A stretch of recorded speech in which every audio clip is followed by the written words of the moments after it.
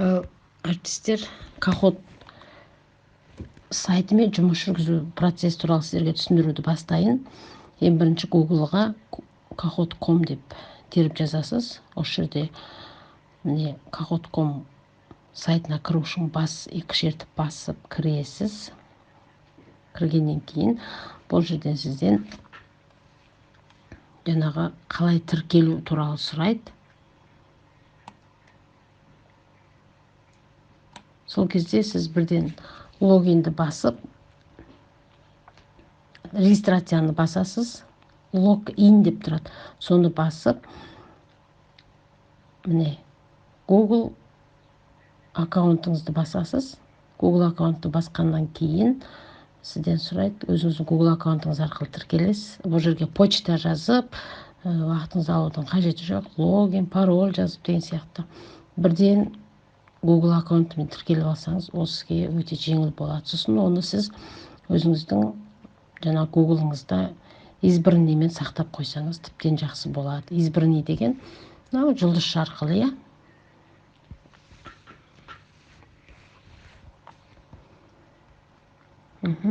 Осылай міне тіркелдіңіз. Бұл бізде ағылшын тілінде тұр. Енді біз бұның тілін өзгертіп, орыс тіліне қойып алайық. Сонда бізге кішкене түсініктірек болады. Ағылшынша көп біле бермейміз. Білетін мұғалімдер үшін бұл тамаша. Осылай біз өзіміздің бірден тестті құрап кетеміз. Ол үшін создавать дегенді басасыз. Міне, бұл жерде сізден новый Kahoot создавать ет дейді.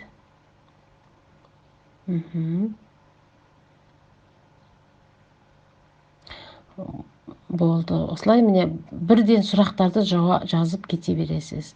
Сұрағыңызды жазасыз осы жерге. Сосын астына жауабын жазып, дұрыс жауабын белгілейтін боласыз.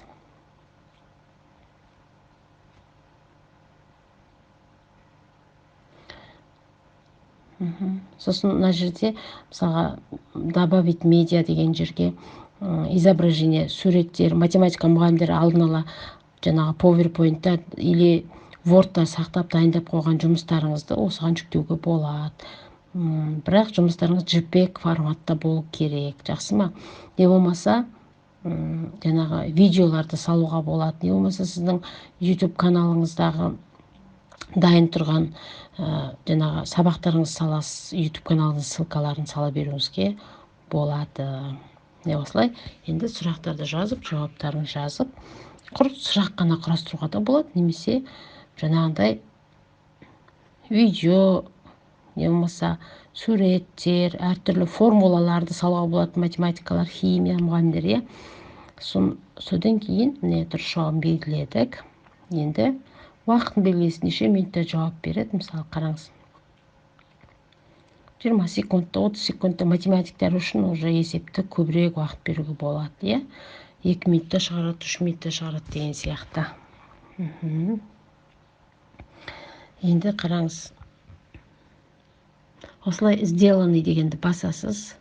Біз бұған ат берген жоқпыз. Бұл жерге біз қазақ тілі деп жаза салайық. Мысалға 5-ші есеп, 8-ші есеп, не болмаса логарифм, не болмаса орыс тіліне байланысты, ағылшынға байланысты қай тапсырмаңыз бересіз, соның атын жазасыз ғой.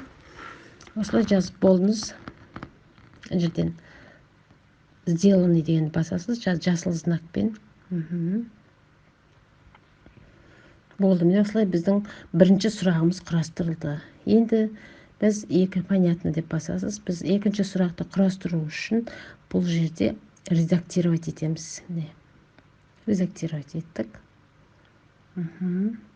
Сосын екінші сұрақты құру үшін міне бізде бірінші сұрақтың астында добавить вопрос деген бар.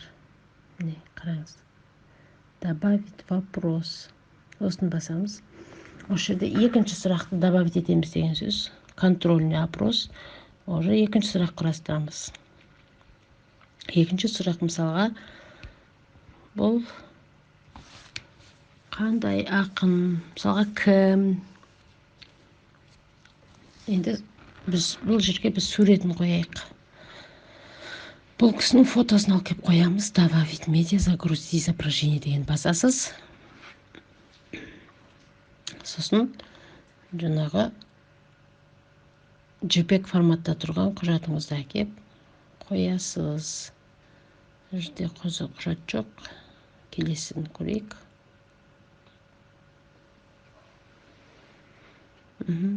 Мысалы Жамбылдың портретін алсамыз, осылай жүктеледі. Сосын сұрақтардың жазамыз жауаптарын. Міне қараңыз. Абай, Шерхан, Жамбыл, Сәкен.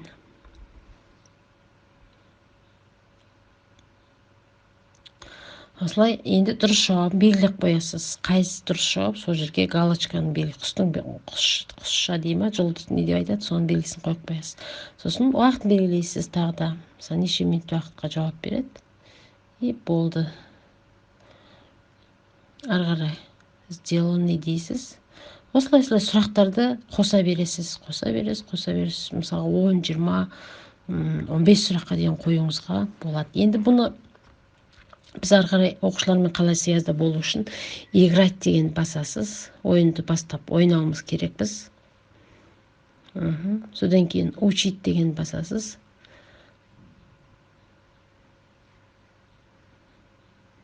Сосын бұл жерде оқушылар Кахот ит деген сайтқа кіріп дайын отырады.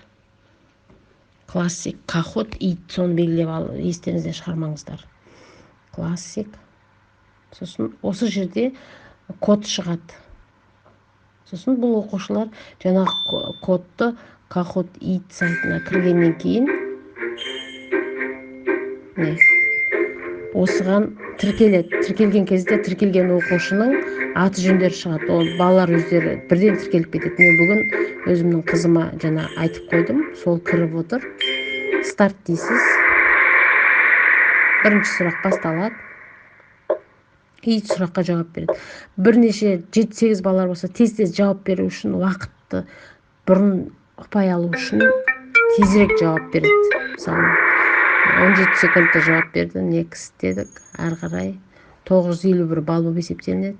Келесі сұрақ міне осылай барлық сұрақтарыңызға жауап беріп шығады бала. Мысалы мынау. Жауап белгілейді оқушы. Болды, next. Сонымен осылай жауап беріп бітті барлық оқушылар. Сіздің алғашқы 3 орынды осылай көрсетіп тұрады. Алғашқы 3 орынды бізге көрсетіп береді. Балалардың қызығушылығы өте жоғары болады. Осылай жаңағы балалармен жұмысыңыз аяқталды. Енді отчет тексереміз. Кім қалай жауап берген, отчеты деген жерге барып, осы жерден қарайсыз. Мысалға бүгінгі міне осыны басасыз.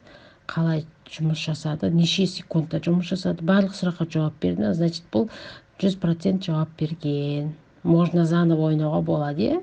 Осылай жұмысты жаңағы тексеруге болады. Сосын библиотекаға барасыз, ол жерде сіздің барлық құрастырған жұмыстарыңыз тұрады.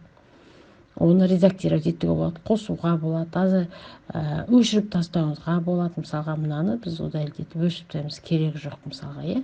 Осылай. Жаңағы сіздің жұмысыңыз Кахот сайтымен жұмыс осылай жүргізіледі. Сәттілік әріптестер.